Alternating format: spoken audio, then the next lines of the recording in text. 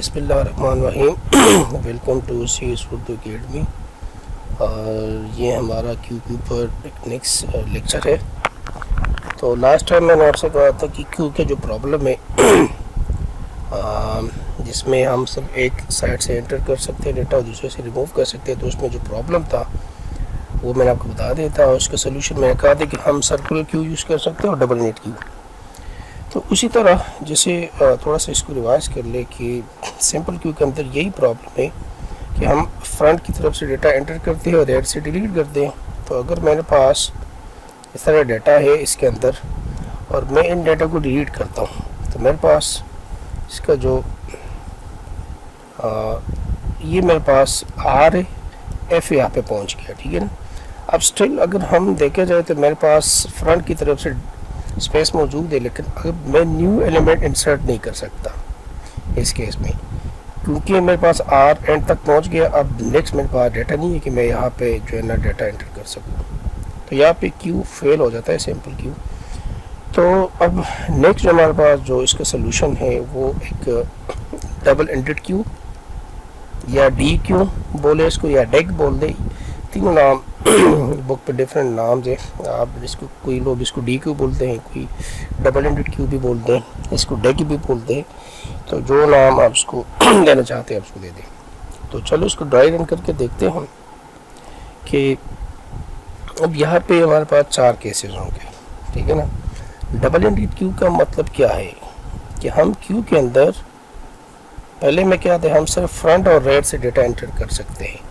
Suppose कर लिया आपके पास फ्रंट है और ये आपके पास रेयर साइड है, ठीक है ना, और मेरे पास क्यू है। तो अब हम दोनों साइड से डेटा एंटर भी कर सकते हैं और डेटा डिलीट भी कर सकते हैं। यहाँ से डेटा रिमूव भी हो सकते हैं और डेटा इंसर्ट भी हो सकता है। यहाँ से भी डेटा इंसर्ट हो सकता है और डेटा रिमूव या डिलीट भी हो सकता है। सॉरी।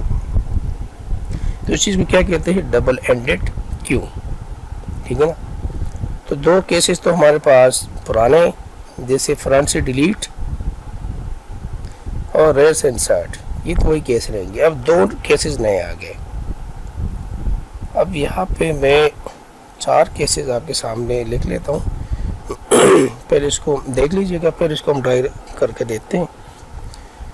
तो अगर हम इंसर्ट करते हैं फ्रॉम रेयर साइड, तो उस केस में तो आर प्लस प्लस ही होगा।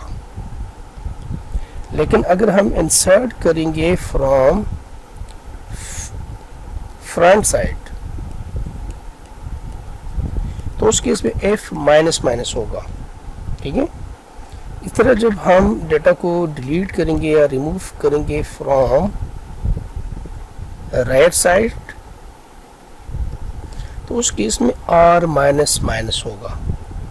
और जब डिलीट करेंगे, ये वही पुराना केस है, फ्रॉम द फ्रंट साइड, तो उसमें एफ क्या होगा, प्लस प्लस होगा। तो ये 2 केस तो वही पुराने हैं। अब ये 2 केस न्यू है जिसके ऊपर हमने अभी जो है ना काम करना है, ठीक है ना। तो ये 4 केस है हमारे पास, ठीक हो क्या।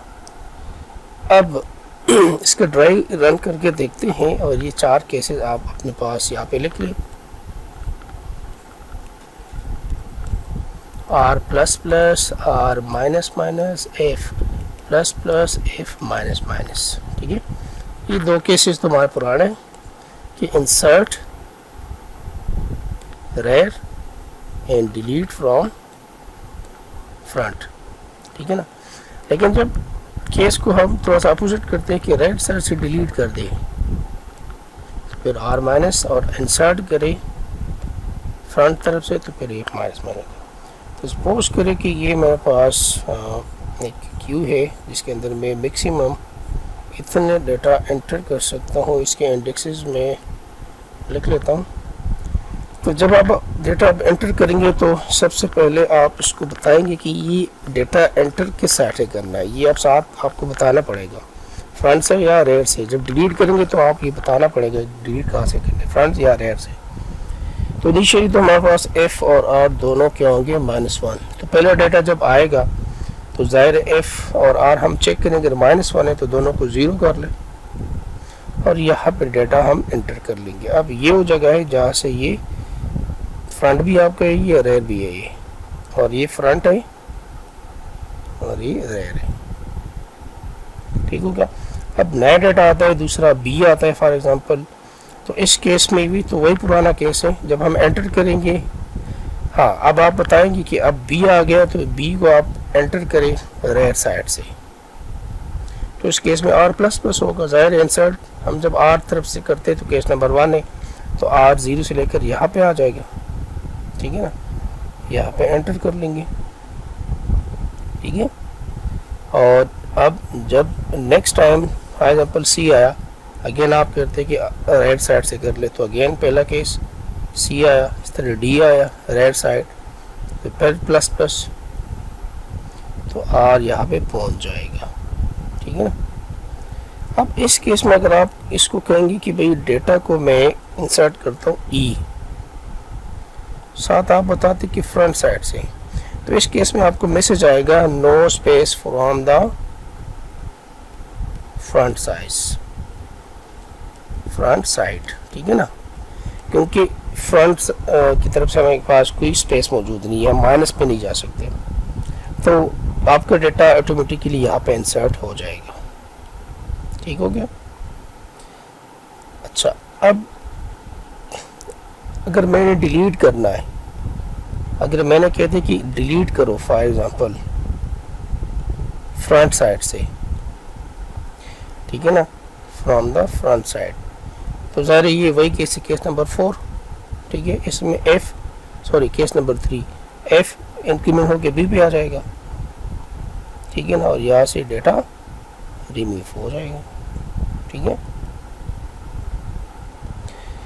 इसी तरह अगर फिर मैं डिलीट करता हूँ फ्रंट साइड से, तो फिर भी केस नंबर 3 यहाँ से डिलीट हो जाएगा और एफ यहाँ पे पहुँच जाएगा। ठीक हो गया।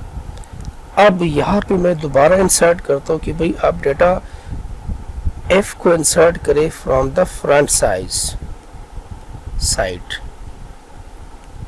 ठीक है ना, तो इस केस में क्या होगा, केस नंबर कौन सा है, इंसर्ट फ्रंट, तो एफ डिक्रीमेंट होके 2 से 1 पे आ जाएगा और यहाँ पे आपका डेटा एंटर हो जाएगा। अगेन आप कहते हैं कि जी को इंसर्ट करें फ्रंट साइड से, तो ये फिर केस नंबर 4 है। ठीक है ना, और ये अगेन डिक्रीमेंट होके 1 से 0 पे आ जाएगा और यहाँ पे आपका जी एंटर हो जाएगा। अब इस तरफ से आप डेटा एंटर नहीं कर सकते मोर। ठीक है ना, चलते चलते यहाँ पे आ गए। अब अगर आप डिलीट करते हैं फ्रॉम द राइट साइड, तो राइट साइड में डिलीट करेंगे तो आर माइनस माइनस होगा।